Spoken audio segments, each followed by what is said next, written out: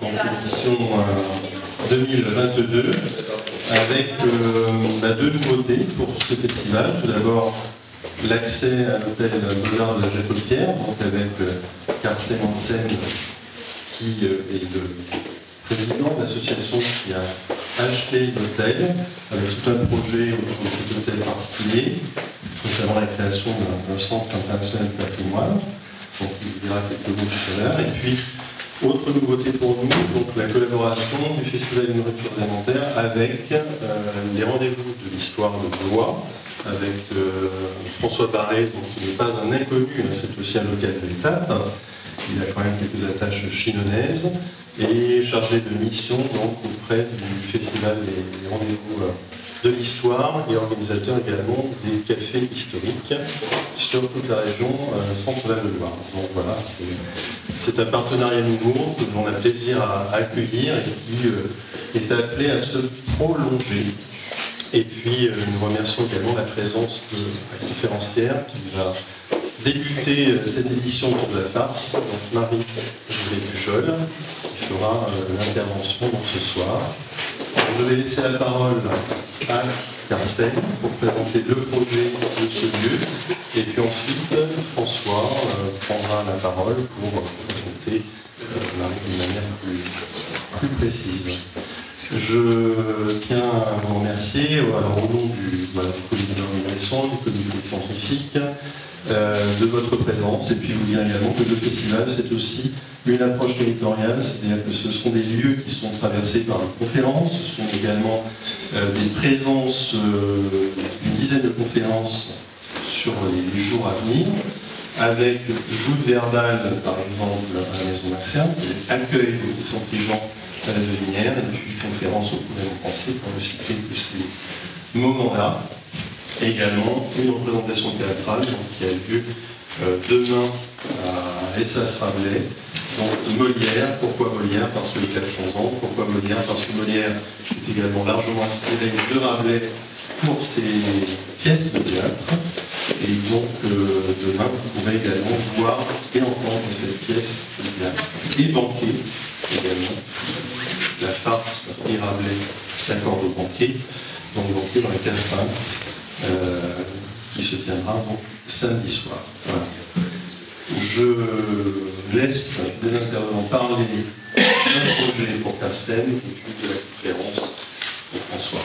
Merci d'être présent.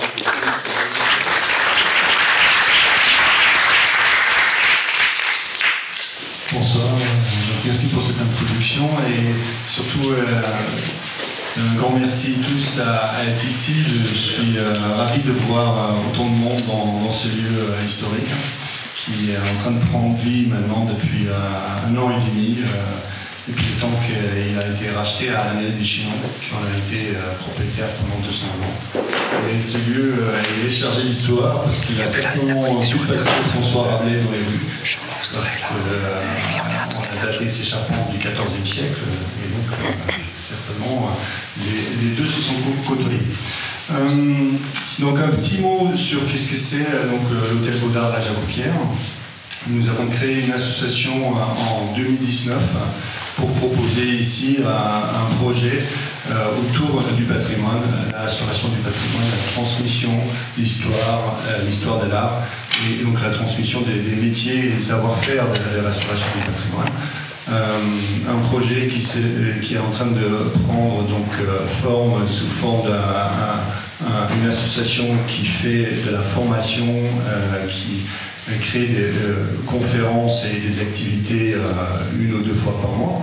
Donc l'année dernière, nous avons fait des apéritifs sous forme de conférences, musique et apéritifs. Nous continuons ça cette année et nous venons également de commencer donc, nos premières formations avec une formation de peinture à l'ocre qui a eu lieu déjà les 2 week-ends derniers. Des conférences qui sont à venir dans les prochaines semaines. Le samedi prochain, j'ai donc le primeur de vous annoncer qu'il y aura une conférence sur le chantier de la Motte-Chandelier qui est pas loin d'ici, le 12 octobre. Qui va être affiché prochainement. À novembre, merci. Bien. Donc ce lieu est ravi de vous accueillir. Si vous voulez en savoir un peu plus et si vous voulez participer dans cette belle aventure, vous pouvez donc adhérer à notre association. Je peux vous expliquer ça après. En attendant, donc je remercie chaleureusement le Festival de nourriture alimentaire, l'association Chinon, de s'associer à ce lieu. Donc je vous souhaite tous le bienvenu et je vous souhaite un bon festival. Et je passe la parole à François. Bonne soirée.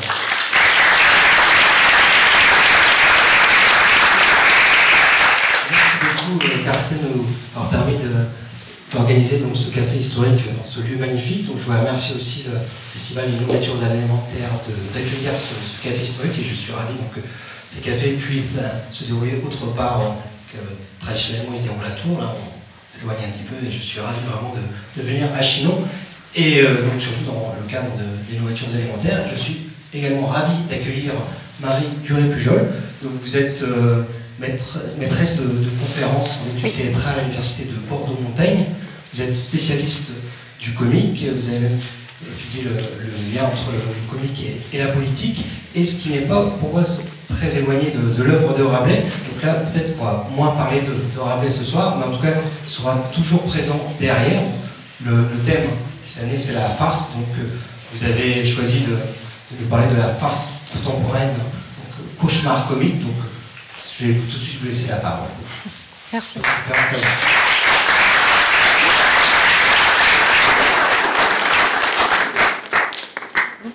Donc, merci beaucoup aux organisateurs pour cette invitation, pour venir parler de la farce. Et voilà, moi je suis ravie de venir à Chinon pour la première fois et je sais déjà que je reviendrai. Et merci d'être venus aussi nombreuses et nombreux pour écouter cette conférence qui peut avoir un titre un petit peu curieux puisque ça finit mal, qu'au moins ça soit drôle. Et alors, en plus, cette première citation, elle est tirée d'une farce de Georges Tabori qui s'appelle Mein Kampf. Et avec Mein Kampf, déjà, on se dit, est-ce qu'il y a vraiment matière à rire avec ça ? Donc ça a entraîné le sous-titre de cette conférence, les farces contemporaines des cauchemars comiques. Cauchemar comique, c'est une expression de Mireille Losco qu'elle reprend pour parler des formes comiques qui vont dérouler du drame sur un mode mineur. Et donc, j'aime bien cette expression de oui, ça reste drôle, mais quand même, ces farces vont nous présenter des choses assez cauchemardesques. Quand on pense à la farce, on pense à la vitalité, à la joie, au rire. C'est le genre comique le plus important et le plus fréquent au Moyen-Âge. Et d'ailleurs, alors, j'ai mis ici une citation de Bernard Fèvre, qui est, pour les études théâtrales, le spécialiste des farces au Moyen-Âge. Donc c'est la conclusion de son ouvrage. La farce, c'est hurler de joie à la dureté obtuse des balourds et à la fine méchanceté des roublards. C'est s'amuser de l'écrasement des faibles et de la voracité des forts. C'est se tordre aux trahisons de ceux qu'on aime, à la violence de leur haine et à l'obscénité de leurs désirs. C'est, en fait, rire de toutes ces angoisses. Catharsis libératrice et défoulement vengeur. La farce est cruelle comme la vie et drôle comme la vie. Voilà, donc ça, c'est ce qu'il donne en conclusion. Alors, évidemment, il y a déjà beaucoup de discussions qui pourraient arriver avec ça, mais c'est vrai qu'aujourd'hui, moi, je ne vais pas vous parler de la farce du Moyen-Âge, puisqu'en plus, j'ai vu que vous allez, dans le cadre de ce festival, avoir des conférences qui sont liées précisément au Moyen-Âge. En tout cas, ce qui se dessine avec ce type de citation et on va dire de grande synthèse par rapport aux farces du Moyen-Âge, c'est l'horizon d'attente. Voilà, à quoi est-ce qu'on pense aujourd'hui quand on dit farce ? Et là, on a hurler de joie, s'amuser, se tordre, rire, c'est drôle comme la vie. Vraiment, ce sont les représentations dominantes du genre. La farce, c'est un genre comique qui joue sur l'outrance, qui joue sur le grotesque, qui met le plus en place la logique de carnaval avec le retournement carnavalesque et qui vraiment promeut la joie. Ce qu'on observe dans le champ des études théâtrales, c'est une résurgence de la farce depuis le XXe siècle sur les scènes contemporaines, ce qui peut apparaître un petit peu paradoxal, puisque aujourd'hui, les auteurs vont plutôt écrire en dehors des genres dramatiques, en dehors des modèles de représentation, selon l'expression de Bernard Dort, c'est-à-dire que autant au cinéma, il y a bien comédie, drame, parce que ne serait-ce que dans la logique commerciale, il faut s'inscrire dans un certain type de cinéma. Au théâtre, c'est maintenant beaucoup moins fréquent pour les auteurs et les autrices qui vont même plutôt préférer ne pas poser de genre sur les pièces qu'ils écrivent.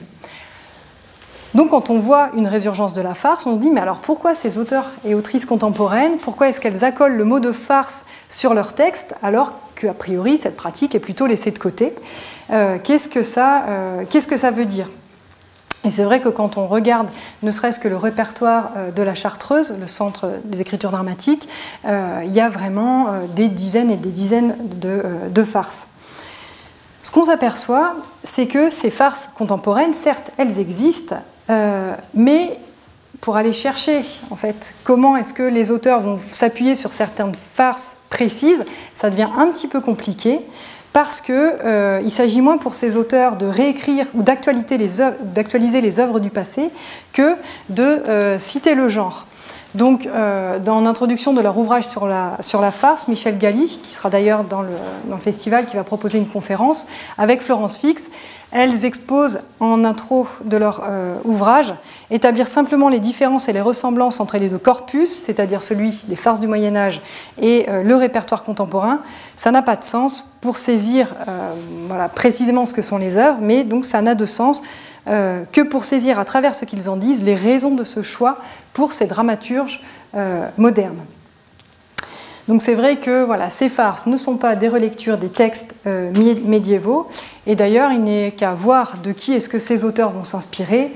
Par exemple, Alain Badiou va s'inspirer de Molière avec la série des Ahmed le Subtil, le roumain Matei Wijniek, lui, va s'inspirer de Ionesco et de Shakespeare.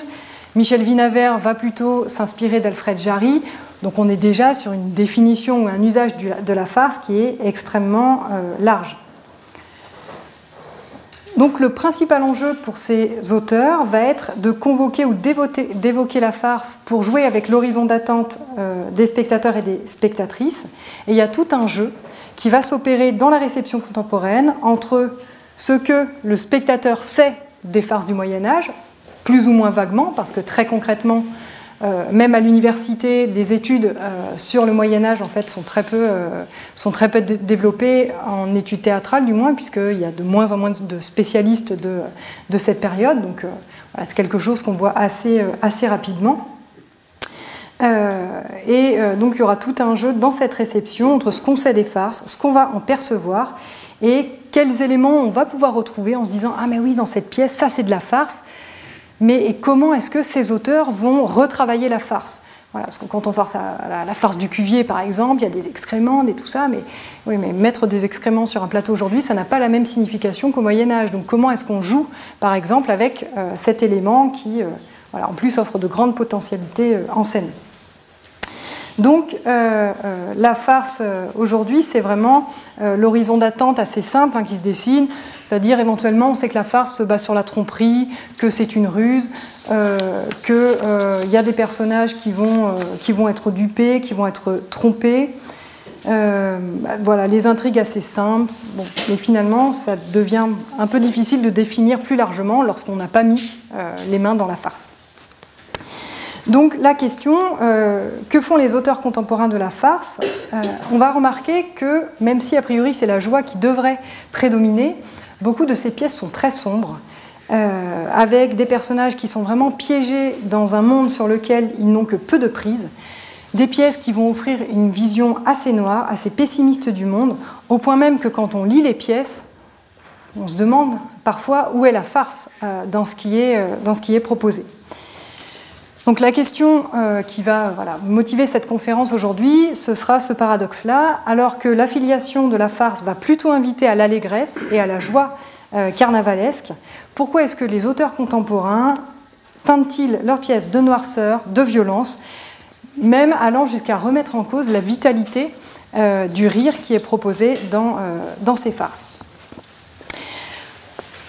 Alors, le premier élément important, c'est que la farce, en fait, ces auteurs vont s'appuyer sur elle pour dire la violence du monde d'aujourd'hui. Ils vont inscrire leurs pièces dans le réel et évoquer des formes de violence sociale et politique. C'est ce que font des auteurs comme Dario Fo, le Théâtre de l'Aquarium, Rémi Devos, Alain Badiou, Emmanuel Darlet.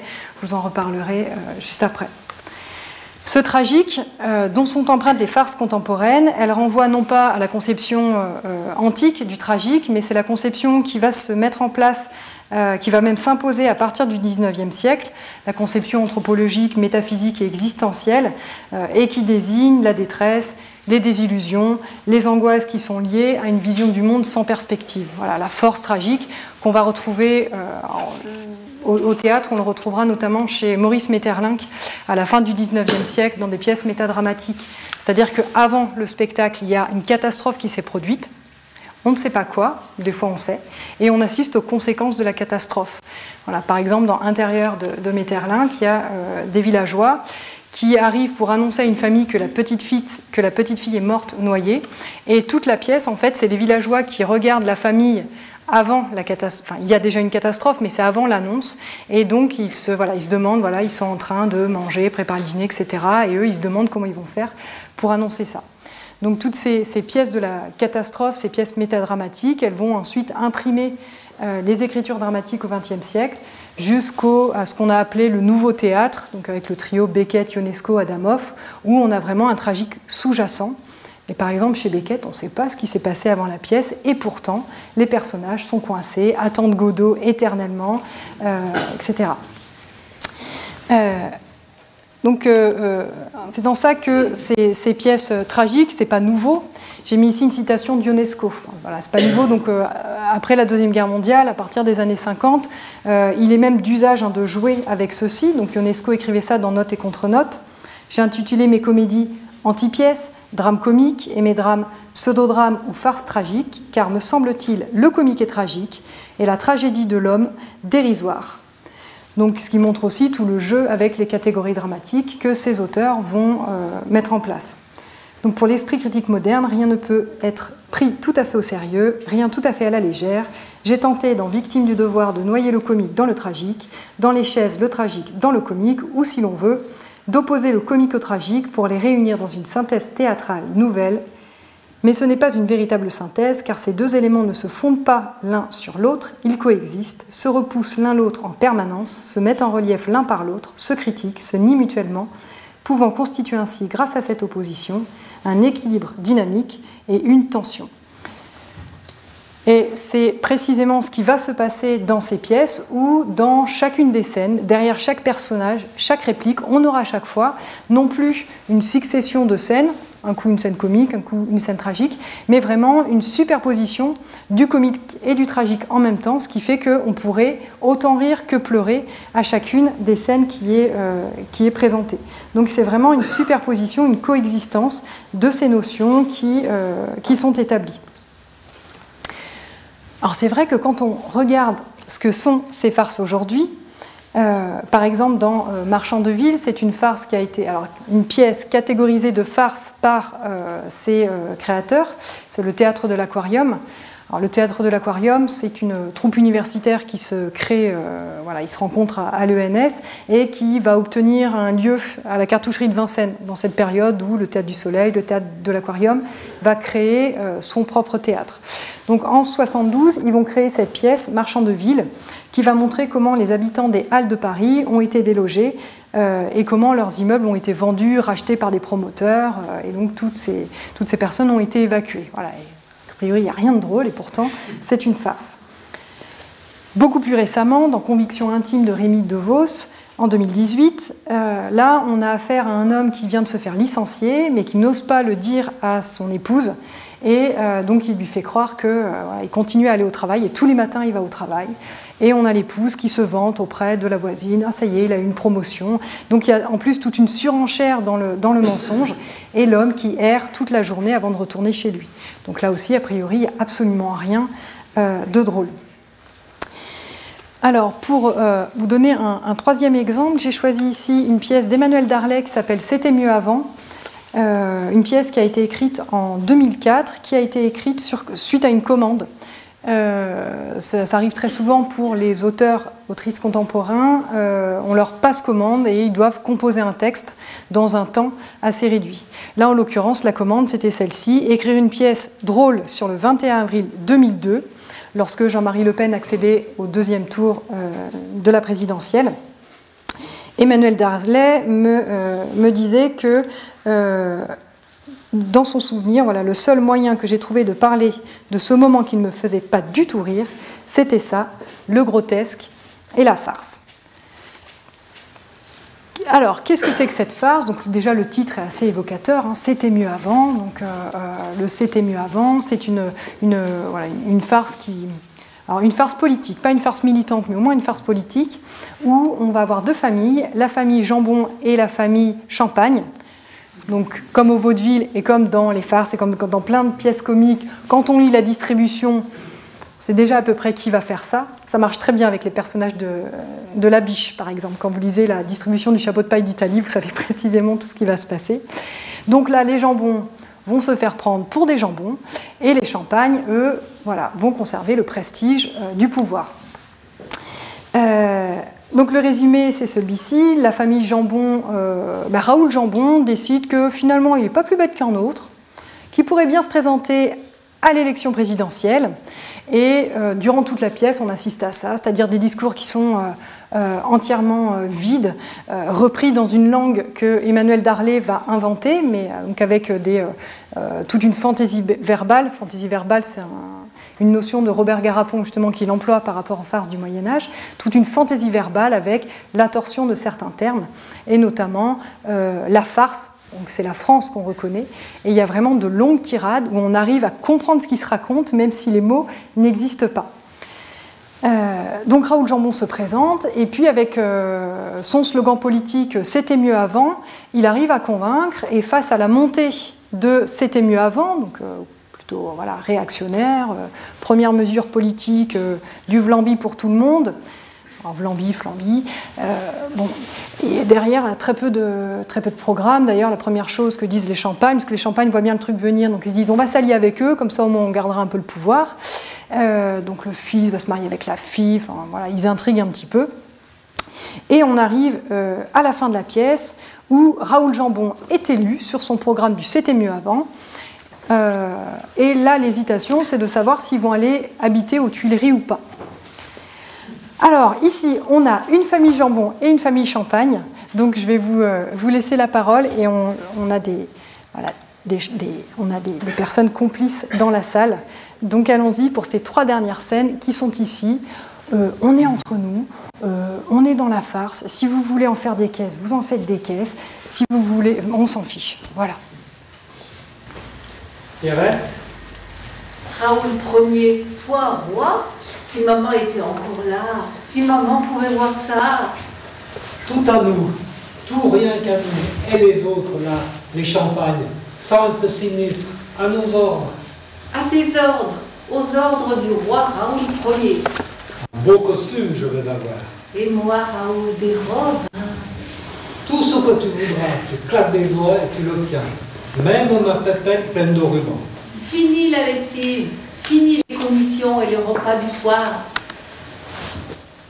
Et Gigi, t'imagines, Gigi, princesse de la farce. Un beau parti, hein? Oh là là, c'est comme un rêve, un conte de fées. Ils vont s'accrocher. Pour les Tuileries, qu'est-ce qu'on va faire? Trop de travail désormais. Refarcir la farce, appliquer les idées de Jambon, faire nos petites réformes. Il est temps d'en finir, de les remettre à leur place. Il est temps qu'ils comprennent qui sont les chefs, les vrais. Ceux qui dirigent la farce. Oh, ça ira, ça ira, ça ira. Ah, ça ira. Qu'est-ce que c'est? La révolte, sire. La rue gronde, sire. J'ai peur, Raoul. Je tremble, Charles-Antoine. Je fais quoi, là? Je pars? Au contraire, restez là, bien tranquille. Nous avons la situation en main. Après tout, la sécurité, c'est nous. Vous êtes allé trop loin, Raoul Jambon. Les farcés ne nous suivent plus, monsieur. Les farcés veulent des réformes. Les farcés veulent revenir à la France d'abord. C'était mieux avant. Voilà ce qu'ils disent. Il faut à la farce des gens comme nous. Les responsables. C'est fini, Raoul Jambon. Allons refarcir la farce. Retrouver les vrais voleurs de la farce. C'était mieux avant. C'était mieux avant, oui, parce qu'il y a un chœur qui représente la communauté et qui, dans le théâtre contemporain, le chœur représente la communauté et il est là pour flatter Raoul Jambon tout au long de la pièce. Donc merci à vous, lecteurs et lectrices, pour vous être prêtés à ce jeu.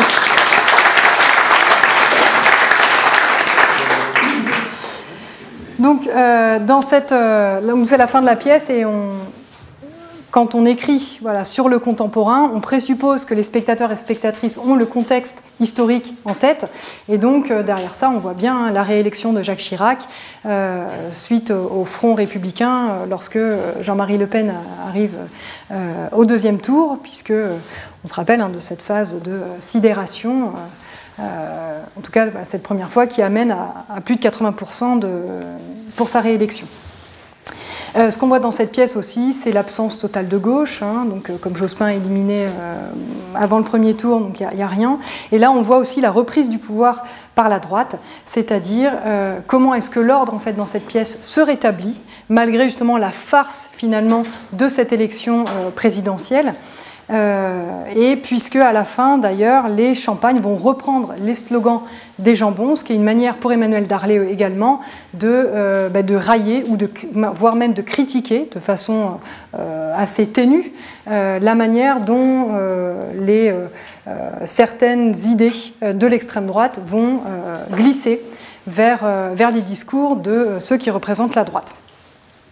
La fin de cette pièce, elle est vraiment marquée par ce retour à l'ordre. C'est une pièce qui est satirique.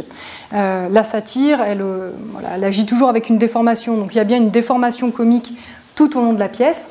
Déformation par rapport au langage, déformation également par rapport au corps qu'on sent, qu'on pressent. Parce que arriver avec un Raoul Jambon qui fait le roi de France alors qu'il vient d'être élu à la présidentielle, il y a quand même un gros décalage comique.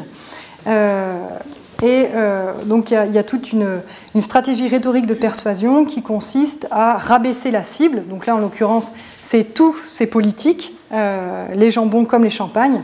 Et par le biais du comique, en fait, ça permet aux spectateurs et aux spectatrices de condamner cette situation, puisque dans la satire, on est toujours à distance, on est toujours en surplomb par rapport à ce qui se passe, puisqu'on en connaît toujours plus que les personnages, et c'est ce qui nous permet de bien comprendre où se situe le point de vue de l'auteur, et ce qui nous permet également de juger, parce que là, très concrètement, comme tous ces personnages sont aussi sur une empreinte de farce, voilà, il n'y a pas d'identification, il n'y a pas de tiens, ceux-là se font avoir, tant pis, enfin, quel dommage.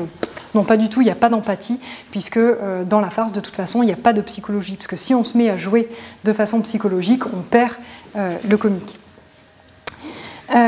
Donc cette fin de pièce, elle est très, très pessimiste, puisqu'elle est marquée par le retour à l'ordre. On voit qu'il n'y a pas d'alternative possible. Le monde doit rester tel qu'il est.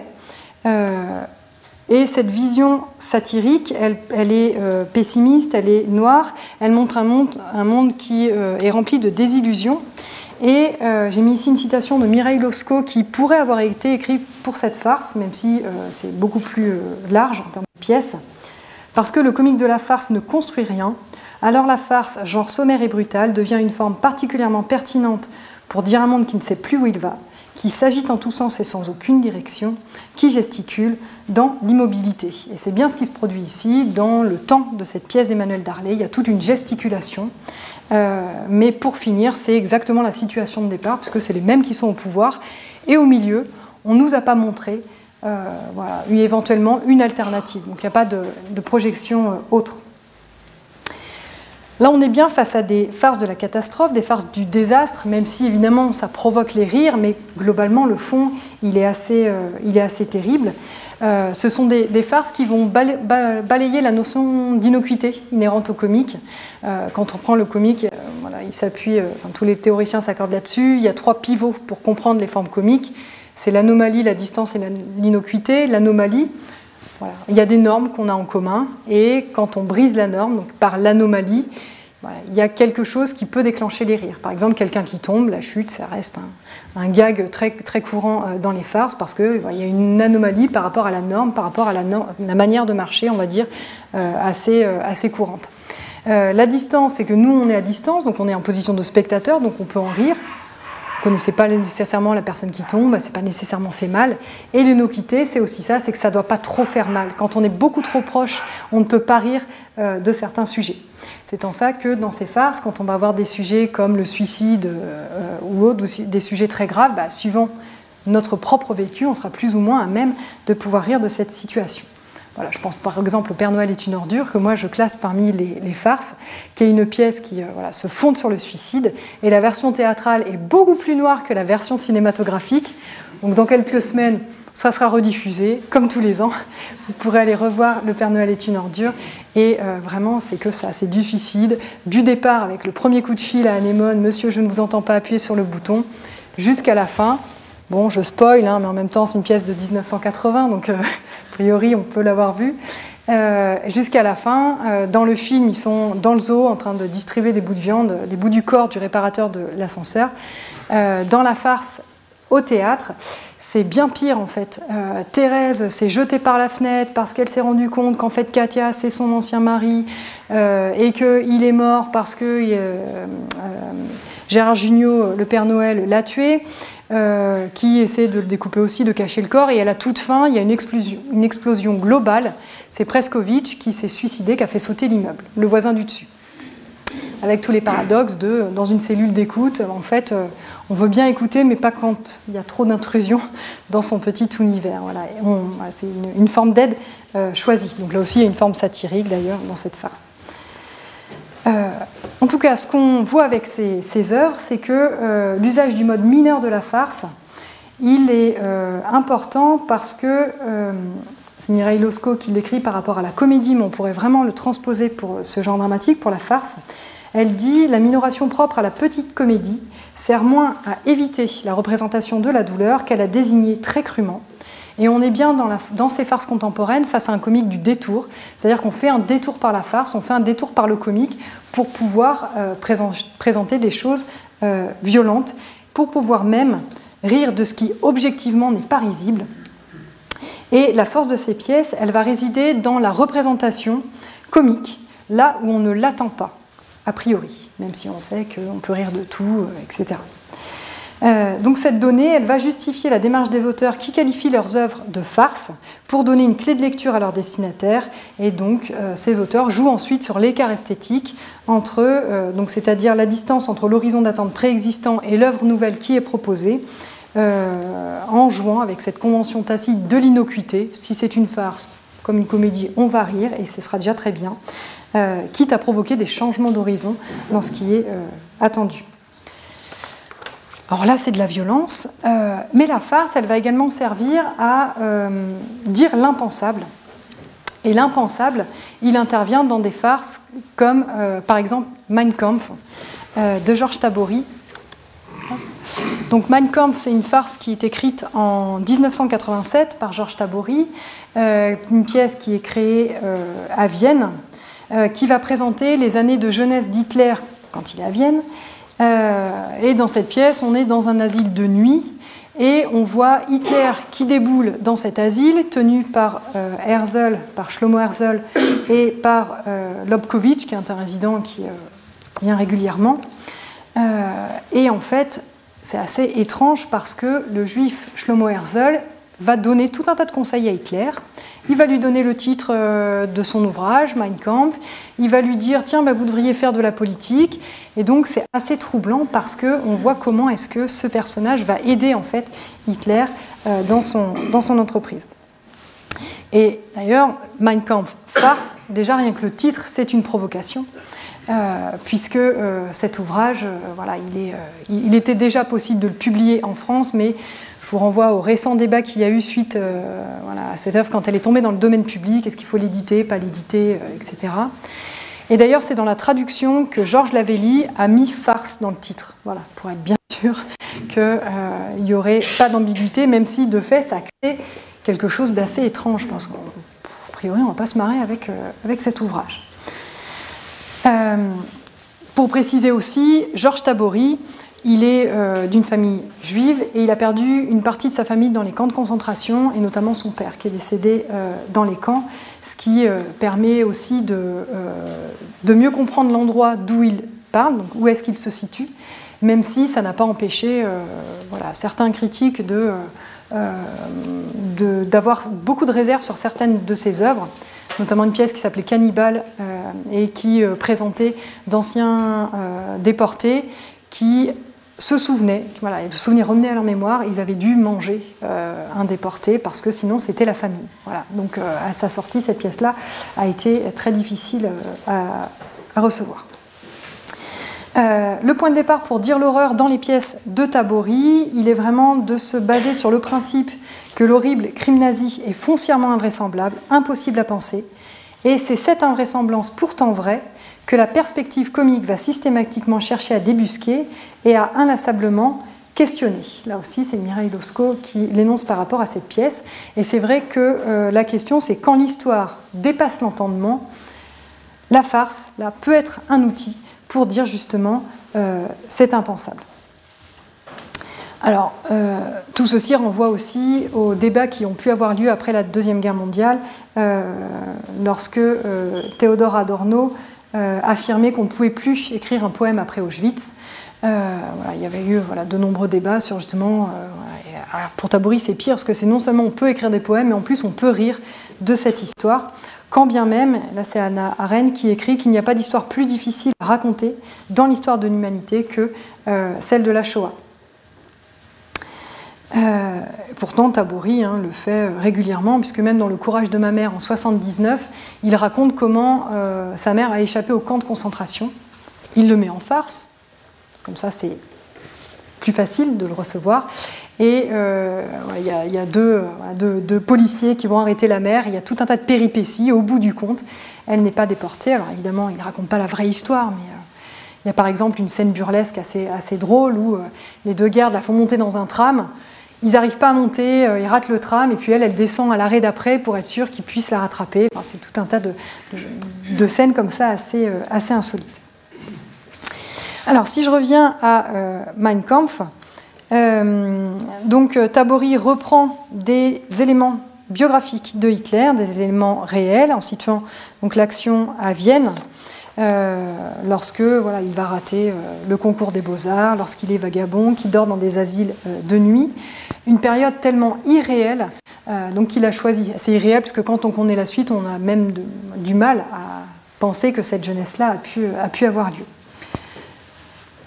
Donc Tabori va déployer sa farce sur 7 jours avec un condensé d'éléments biographiques en fait, de toute la vie d'Hitler, le conflit avec le père, l'attachement à la mère, la peur des femmes, la vocation ratée d'artiste, etc., jusqu'à l'image des camps de concentration qui apparaît parfois dans la pièce. Donc en fait, c'est presque un mélange de drame historique et de farce qu'il va proposer pour raconter cette histoire et pour même en déployer la monstrueuse comédie. Cette monstrueuse comédie, elle est mise en place vraiment en grande partie par ce personnage Hitler, parce que là encore, quand vous avez Hitler dans une pièce, même si vous n'avez pas encore fait ça en cours d'histoire, quand même, il y a tout un tas d'images qui se déploient. Et ici, Georges Tabori fait référence à Arturo Ui, le personnage de Bertolt Brecht, La résistible ascension d'Arturo Ui, qui est une pièce de 1941, que Georges Tabori a traduite en 1963. Et dans la pièce de Brecht, Hitler est un personnage minable qui arrive néanmoins au pouvoir. Voilà, chez Brecht, donc c'est une pièce qui là vraiment est entièrement politique et qui va montrer comment Hitler, chef du gang des choux-fleurs, va arriver petit à petit au pouvoir et va arriver vers la puissance absolue.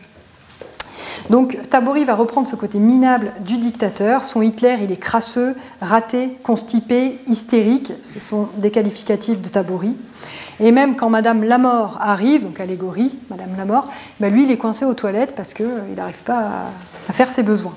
Donc là on voit aussi le rapport à la farce. Ces éléments, ils concourent à créer de l'insolite, de même que la manière dont est traité le juif Herzl, qui, je vous le disais tout à l'heure, va l'aider dans toute sa préparation, et va même l'inciter à être antisémite, va l'aider également à échapper à Madame Lamort. Alors, on a un Hitler dans la salle, ce soir. Donc, il y a à nouveau des complices pour lire un extrait d'une scène de Georges Tabori. Ouais, j'ai pas fait jusqu'au bout. Est-ce qu'il y a un juif dans la salle? Parce que je suis vraiment en dessous de Pierre Desproges. Mais là, on a bien un Hitler dans la salle et on a un Herzl et un Shlomo. Donc, on va pouvoir lire un petit extrait où, en fait, Hitler se prépare pour aller passer le concours des Beaux-Arts. Donc, c'est un Hitler jeune. Dans la mise en scène de Georges Lavelli, c'était Dominique Pinon qui jouait le personnage d'Hitler. Voilà, si vous voulez avoir une petite image en tête. Il est très énervé, il fait sauter un de ses boutons de pantalon, il jure, et Herzl va le calmer. Donc moi, je ferai Lady Dascali. Je te propose, bois ton café et relaxe-toi en comptant jusqu'à 100, comme le faisait ma grand-mère quand quelqu'un était en train de mourir ou de naître. Après, tu devrais te laver, mais sois gentil et utilise ta propre serviette. Pendant ce temps-là, je m'occuperai de tes chaussures et de ton bouton. Et tu n'auras pas à te présenter à l'académie à la braguette ouverte. Et en passant, jette un coup d'œil circulaire sur cette chambre. Je sais que tu as dû être un enfant gâté, le petit chéri à sa maman. Je ne te blâme donc pas pour ta grossièreté, mais je te prie de considérer cette chaussette dans la cafetière. Nous formons une communauté sans ressources, mais civilisée. Je ferai le ménage à ta place cette seule et dernière fois. À partir de demain, il faudra que tu grandisses et que tu le fasses toi-même. Vos critiques me laissent de glace. Je suis un artiste, pas un épicier petit bourgeois. Richard Wagner aussi était un artiste, mais j'ose croire qu'il ne laissait pas ses chaussettes dans la cafetière. Il les laissait. Hitler claque la porte des WC derrière lui. Herzl recoue le bouton du pantalon. La manière dont tu maternes ce plouc frôle le masochisme. Aux yeux de l'Éternel, l'hospitalité pèse aussi lourd que la dévotion. Sa loi est tout ce que j'aime, mais je dois avouer que ce cireur de pont manqué, la rend difficile à respecter. Il dort toute la journée la bouche ouverte.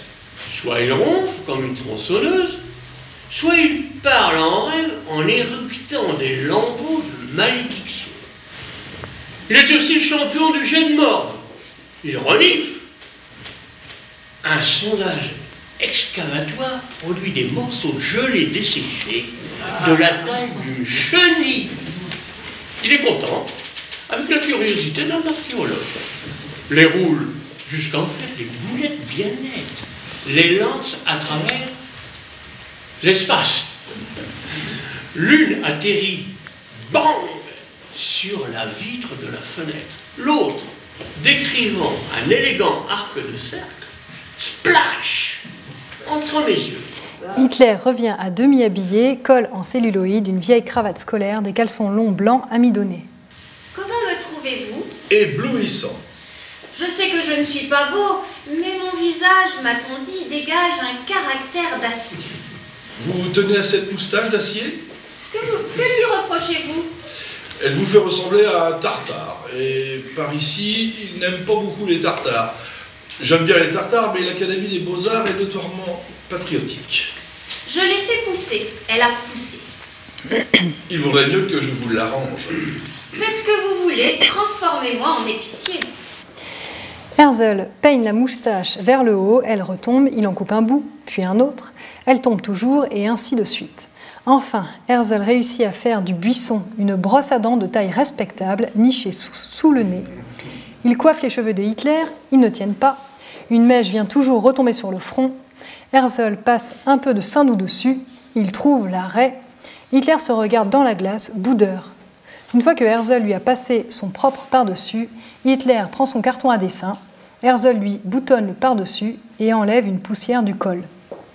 Juif, j'apprécie ton assistance. Quand mon temps viendra, je saurai te récompenser adéquatement. Je t'achèterai un four pour que tu aies chaud en hiver. Et quand tu seras vieux, je te trouverai une solution finale. Une bonne vieille maison paysanne sur les collines avec des bonnes vieilles danses folkloriques le samedi soir. Va maintenant où tu seras en retard. N'attends rien et tu ne seras pas déçu. Van Gogh a peint plusieurs milliers de tableaux, il n'en a vendu qu'un, à son frère. Merci à nos deux lecteurs et à notre lectrice.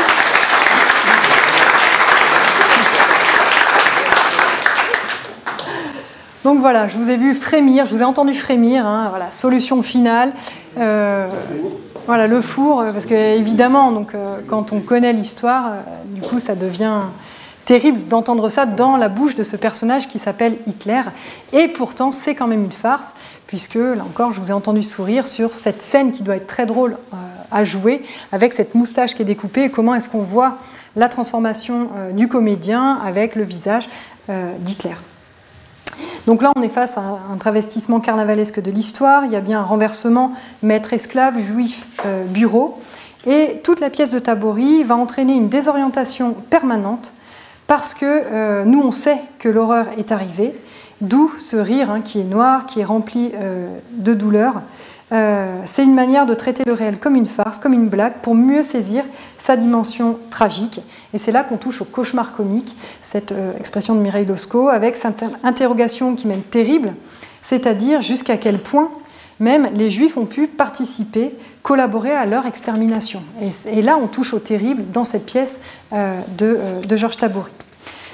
Donc en recourant à la farce, lui aussi va user de cette logique du détour, hein, qui consiste à marquer un écart avec la réalité pour mieux la montrer. Et d'ailleurs, on voit les effets qui ont pu être produits ici, avec vraiment beaucoup de répliques qui sont très ironiques, mais c'est une ironie noire.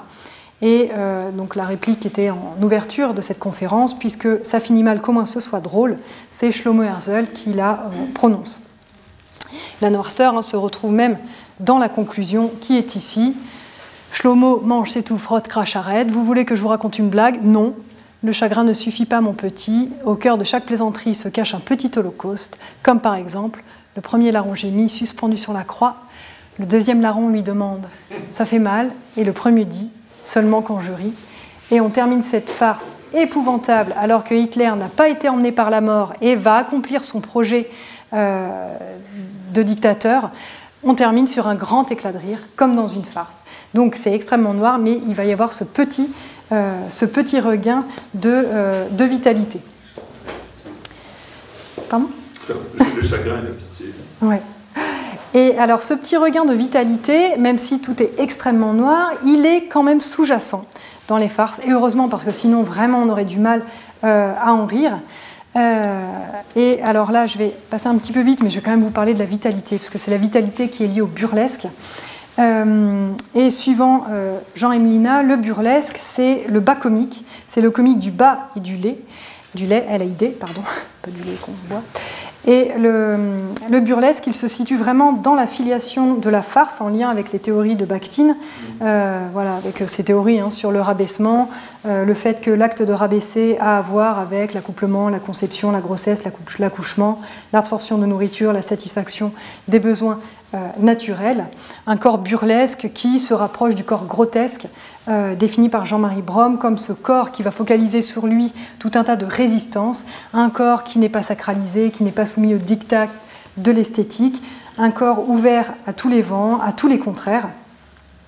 Et on retrouve d'ailleurs dans ces pièces vraiment des corps qui sont complètement malmenés. Alors, je vais avoir besoin de François et de la connexion. Hop, pour parler d'un aspect du burlesque, je le dis, qui est sous-jacent un petit peu partout. Je vais vous montrer une scène en fait, de la mise en scène de Jacques Nichet, d'un spectacle qui s'appelle Faut pas payer de Dario Fo, qui est vraiment là pour le coup une farce militante, parce que Dario Fo, il n'y a pas d'ambiguïté. Lui, il fait un théâtre militant au sens d'un théâtre qui milite. Un théâtre qui vraiment est lié aux luttes, qui fait que quand on sort du spectacle, on doit être en mesure d'avoir eu suffisamment de points de vue différents pour se dire bah, moi aussi je vais y aller et puis je vais changer le monde. Voilà, pour faire très, très fin. Mais il recourt aussi à la farce parce que la farce permet ça, puisque pour Dario Fo, la farce est le genre le plus populaire, le genre du peuple. Donc dans cette farce de Dario Fo, le résumé, alors vous trouvez l'intégralité de la pièce en ligne, si jamais la scène que je vais vous proposer ici vous intéresse. On ne sait pas si ça se base sur une histoire vraie ou si le fait divers finalement aurait pu se réaliser après la pièce de la farce de Dario Fo. Des femmes dans un supermarché décident que là maintenant c'est beaucoup trop et décident de ne pas payer. Alors au départ, elles décident de payer les prix à ce que ça coûtait l'année d'avant.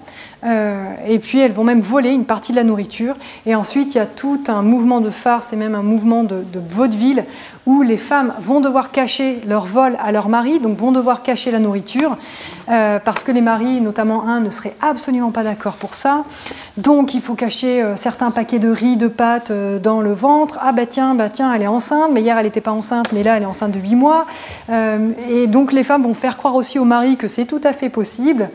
Ensuite, elles vont faire croire que c'est possible de passer d'un ventre à un autre, et il y aura toute une épidémie de grossesse miraculeuse, d'après le terme d'un des policiers qui vient vérifier dans les maisons que les femmes n'ont pas volé, enfin que les femmes ont volé justement pour les arrêter.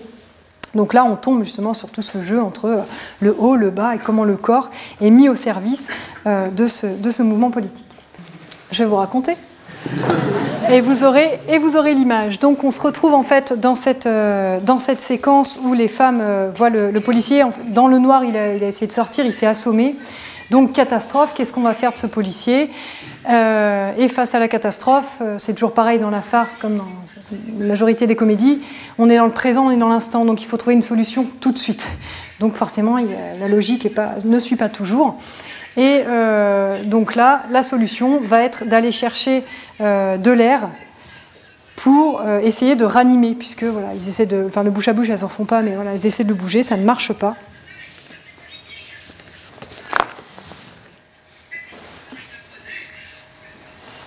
Hop.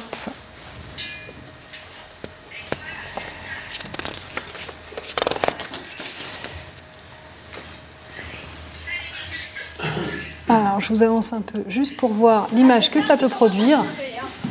Donc là, justement, en termes de corps, le ventre se gonfle.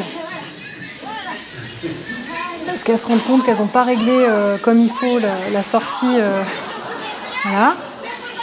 Mais tout en considérant aussi que ça allait pouvoir marcher, hein, de le réanimer avec... je crois que c'est un tuyau sur le fer à souder. Donc voilà, ça ne marche pas. Et ensuite, il va falloir se débarrasser de ce corps, qu'elles iront enfermer dans le placard. Hop. Et donc c'est très drôle, puisqu'ensuite, il y a tout un jeu avec les maris qui reviennent. Il faut fermer le placard avec l'autre qui est accroché debout. Et à la fin, quasiment à la fin de la pièce, il sort du placard. Grossesse miraculeuse, lui aussi est enceinte, et il quitte le plateau en remerciant Sainte Eulalie d'avoir réalisé ce miracle. Donc tout au long de cette pièce, on va avoir des situations tout à fait paradoxales. Et pour susciter les rires, justement, le paradoxe est l'un des ressorts comiques qu'utilise Dario Fo. Donc le paradoxe, par exemple, donc, il y a deux policiers. Comme par hasard, ils se ressemblent, donc ça permet aussi de « Ah ben tiens, on vous ressemble à l'autre qui est venu avant. Bon. » Il y en a un qui approuve les vols des femmes au supermarché, l'autre qui les réprouve, c'est celui-ci justement, ce qui est assez bizarre, parce que pour celui qui approuve, il est censé être un garant de l'ordre, donc on voit qu'il y a un décalage entre le personnage et la fonction. Les hommes croient aux grossesses miraculeuses. Celui qui refusait les vols se retrouve finalement à voler lui aussi de la nourriture. Donc par tous ces paradoxes, le spectateur est invité à réfléchir aux situations exposées, parce que chez Dario Fo, il y a toute une relation entre raison et comique, et ça, on le retrouve dans les travaux de Laetitia Dumont-Lévy relatifs à Dario Fo, mais en fait, par le rire, ça montre une forme de compréhension, donc une forme de raison vis-à-vis des idées qui sont exposées en jeu. Donc là, le burlesque, il est mis au service du projet politique. Il permet de rire de la situation sociale qui est tragique, puisque c'est dans l'Italie des années 30-40, où vraiment toutes ces familles n'ont plus à manger. Mais plutôt que de choisir la mélancolie, la noirceur, mu par une pulsion de vie, le burlesque va toujours choisir la vitalité. Et tous les coups, tous les ratages, toutes les confrontations qu'on retrouve dans la farce, qu'on retrouve également dans le burlesque, tous ces moyens sont toujours des procédés pour les personnages pour se sentir vivants. Les blessures sont toujours minimisées, la mort elle est dédramatisée. D'ailleurs là ce pauvre policier de fait, a priori il est mort, mais en fait il n'est pas mort, et en plus il y a un miracle. Donc tout est dédramatisé parce que ça fait partie de l'existence, et si ces farces elles exposent des drames où elles se concluent par des catastrophes, ces catastrophes elles sont toujours porteuses de dynamisme, et elles permettent toujours la reconstruction Et c'est Peter Krall qui l'expose par rapport au burlesque au cinéma, qui fait partie des points de référence des auteurs de farce aujourd'hui. Le burlesque, ce n'est pas le burlesque du XVIIe, XVIIIe lié au travestissement comique, par exemple chez Scarron. C'est vraiment le burlesque de Chaplin, Keaton, etc., qui montre que le but de toute catastrophe comique dans le burlesque, c'est de faire le vide, de faire table rase, à partir de quoi le mouvement perpétuel peut toujours être relancé, parce que quelle que soit la fin de l'aventure pour les personnages de farce et de burlesque, le comique réapparaîtra toujours devant nous lors de la comédie suivante, lors du film suivant, sans avoir changé d'une ride ou sans avoir changé le pli d'un vêtement. C'est comme ça que dans beaucoup de cartoons burlesques, par exemple, Coyote et Bip Bip, il peut mourir à chaque fin d'épisode et reviendra toujours parce qu'il y a cette vitalité inhérente au burlesque qui est là, quoi qu'il arrive, la vie continue. C'est peut-être ici que la farce trouve toute son étendue, quand on met vraiment le comique en regard avec la noirceur bien sûr, mais aussi le comique de la farce en regard avec le comique tel qu'il se déploie aujourd'hui dans notre société de façon plus générale, et notamment face au comique télévisuel, face au comique de masse, qui va proposer un rire qui tourne court. Ce type de farce, elles vont inviter à une autre expérience esthétique. Je cite ici à nouveau Mireille Losco, parce que vraiment, tous ces auteurs de farce vont inviter à des expériences qui sont surprenantes, qui sont déroutantes, où le plaisir du jeu comique est pertinent pour parler de l'horreur, où chaque éclat de rire porte en lui un questionnement confondant de la réalité, et où le comique est peut-être assez lucide pour contrer les séductions de l'humour de masse. Donc là, c'est toute une distinction qui s'opère entre un rire qui tourne court, type vidéo gag, une fois qu'on s'est marré, bon, on a oublié déjà 10 secondes après, et ce comique qui va opérer un déplacement et qui va nous mettre, au niveau corporel et au niveau intellectuel, qui va nous mettre en mouvement, que ce soit par l'étonnement, la sidération, éventuellement le choc esthétique, mais aussi de « Ah mais tiens, j'avais jamais vu cette situation de cette manière-là ». Et donc finalement, après ces farces, peut-être que certains éléments du monde, on ne les voit plus de la même manière. Donc ces pièces offrent vraiment un comique qui déplace, qui invite à se décentrer. Et donc la question que j'avais posée en fin du petit résumé qui était pour cette conférence, elle se repose ici en guise d'ouverture. Voilà. Face aux catastrophes et aux désastres, la question ce serait, est-ce qu'il ne reste que le comique de la farce pour dire la violence du monde, c'est-à-dire la dire et de manière à ce qu'on puisse la recevoir quand on est submergé d'images atroces, horribles tous les jours dans les médias et autres. Comment permettre aujourd'hui ce déplacement grâce au comique? Voilà, je vous remercie.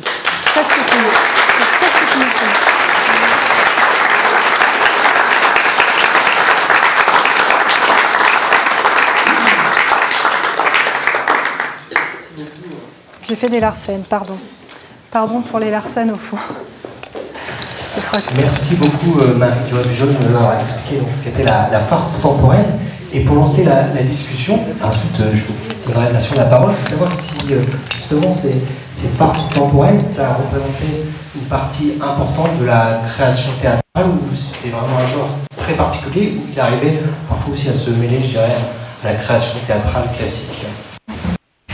Alors justement, c'est vraiment pas la majorité des pièces aujourd'hui, puisque maintenant la pratique courante, c'est de ne pas catégoriser les pièces. Voilà. Donc c'est une infime partie du répertoire finalement, et ça n'empêche pas que justement des comédies s'apparentent vraiment à la farce. Et aujourd'hui, c'est plutôt le travail des critiques d'aller déterminer les genres a posteriori, quand bien même les auteurs ne l'auraient pas décidé.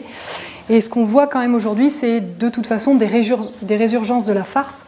Et ça, je crois que Michel Galli a prévu de vous en parler dans 3 jours, c'est-à-dire des éléments issus du Moyen-Âge, des éléments issus de la farce qui ressurgissent, mais dans des spectacles pas vraiment drôles. Par exemple, chez Romeo Castellucci, vous avez un chevalier qui déboule avec une épée et une armure, c'est absolument pas drôle, par exemple. Mais c'est vraiment pas la pratique courante aujourd'hui, sauf à vraiment déjouer les choses, comme par exemple Eugène Duriff, qui parfois appelle certaines de ses pièces aussi farces. Mais là encore, on se dit qu'il y a vraiment besoin de voir le plateau, de voir comment c'est transposé en scène, et notamment par le jeu des comédiens-comédiennes pour intégrer la chose. Parce que c'est vrai que si vous mettez une exagération sur un texte qui est déjà exagéré, ça peut aussi produire l'effet inverse, c'est-à-dire que le trop nous met à l'écart et on se dit là quand même c'est plus possible. N'hésitez pas, si vous avez des questions, je vous invite à participer. Ça portait le micro. Oui, sans l'écho, c'est pas la peine. Oui, je restais sur le thème de la Shoah. Je me demandais si pour vous le film La vie est belle de Benigni est une farce. Alors c'est une comédie, parce que c'est lui qui l'a mis du côté de la comédie. Et ce qui pourrait faire la distinction avec la farce, c'est que là pour le coup, il y a tout un aspect psychologique qui est présent, avec beaucoup d'identification à certains des personnages représentés. Et il y a, même si ça reste comique, il y a une forme de réalité qui est présente tout au long du film. Voilà. Malgré des éléments incroyables comme ce cheval qui déboule au milieu du banquet, mais le film est vraiment très, très prenant et joue beaucoup sur l'émotion, alors que ces farces, qui sont très rapides, vont jouer plutôt sur des petits décalages qui saisissent à certains moments. Je vous remercie infiniment pour cette présentation. Et la première question, c'est est-ce que le terme de farce n'est-il pas choisi justement parce qu'il échappe aux grands genres traditionnels, aux catégories, aux normes, etc. On est farce et on est absolument libre. Et ce qui définit aussi la farce, mais je crois que vous l'avez dit, contrairement peut-être à ce qui a été annoncé sur le fait que les comiques de farce ne construisent rien, farcirer, c'est remplir. Et toutes les farces, c'est du remplissage. Enfin, je pensais à la dernière pièce de Dario Fo, rempli. Je pense aux farces même de Molière. Il y a toujours quelque chose de remplissage, et ça s'oppose à serrer, qui est la constipation. Constiparer, c'est serrer. Et tout ordre établi tend à serrer les individus, à restreindre leur liberté, et justement, la farce ouvre cet espace de liberté. Et la pièce, donc c'était mieux avant, ça se termine par les 3 jambons qui sont constipés, qui sont interdits. Et c'est bien une démonstration du rôle indispensable, essentiel de la farce, qui est celui de remplir. Voilà, de remplir cet espace qui tend à se restreindre, et c'est l'espace aussi de la scène. Oui, absolument. Alors la citation que j'ai lue sur l'absence d'ouverture, elle est vraiment liée à toutes ces catégories de farce où justement les auteurs vont le mettre en se disant comme ça on est préservé du drame et on est préservé du fait d'être catalogué du côté des tragiques, puisque quand il n'y a pas de catégorie générique sur une œuvre, le metteur en scène s'en saisit et peut l'amener dans un sens ou dans l'autre, étant donné qu'elle superpose comique et tragique. Donc en effet, ces farces-là vont l'appuyer pour proposer d'autres pistes finalement de jeu. Et étant donné qu'on ne peut pas unifier la catégorie générique de farce, voilà, j'ai rapidement esquissé avec Dario Fo, certains artistes vont s'en servir justement comme le genre qui apporte de l'espoir, qui montre qu'un autre monde est possible, que nous aussi on peut, comme les femmes qui ont volé au supermarché, aller lutter contre le grand capital. Voilà. Mais ce que ne propose pas la pièce de Darley, où là vraiment tout se referme et puis voilà. Et pour échapper à la censure aussi. Originellement, c'était aussi pour échapper à la censure. On s'intitulait farce pour échapper à la censure, c'est-à-dire qu'on n'avait pas le droit de représenter des pièces portant atteinte soit à la hiérarchie politique, soit religieuse. Donc, farce, c'était une façon de dire voilà, c'est un simple divertissement. Tout à fait. Mais aujourd'hui, le rapport au pouvoir est très différent, oui, donc voilà. Farce n'empêche rien. Mais je suis d'accord avec vous, Mein Kampf, farce, le titre vraiment, il saute quoi. Il saute à nous. Oui.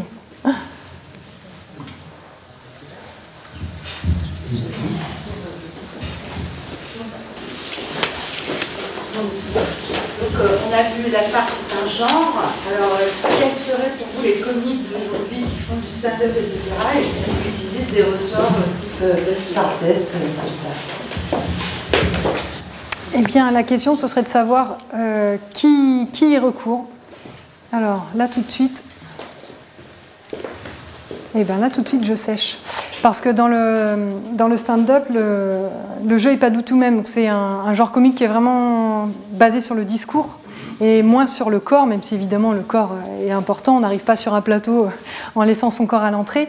Mais c'est un art du discours, et tout l'art du stand-upper ou de la stand-upeuse, c'est de faire croire que tout s'invente en même temps que c'est prononcé, et que pour accentuer le caractère d'authenticité, enfin c'est le mensonge authentique dont on parle pour le stand-up, on part de soi et donc on torse seulement certains éléments. Et donc il y a tout ce caractère qui fait que pour le coup l'outrance, la grossièreté sont très peu utilisés dans le stand-up, parce que vraiment c'est voilà, faire comme si le personnage dont on parle n'était pas un personnage, était vrai, et raconte des situations réelles également. Mais après, le farcesque, pour le coup, sur les planches, il sera, dans vraiment les genres comiques, sera plutôt du côté du burlesque. Voilà, courte manche, avec les grimaces, sera plutôt de ça, mais il ne se revendique pas farce, il se revendique burlesque, qui est donc le prolongement, finalement, aujourd'hui. Chez Deschamps-Makiev, c'est le burlesque également, puisque Jérôme Deschamps est le petit cousin par alliance de Jacques Tati et revendique l'appartenance à Jacques Tati. Et parmi les comédiens et comédiennes, voilà, les références, c'est Keaton, Chaplin, Laurel et Hardy, toute cette bande-là. Et plus récemment, Benny Hill même, voilà. Larry Griswold, qui est un gymnaste et qui propose un numéro absolument incroyable, qui fait partie des références de Patrice Thibault, qui sort de chez Deschamps, par exemple.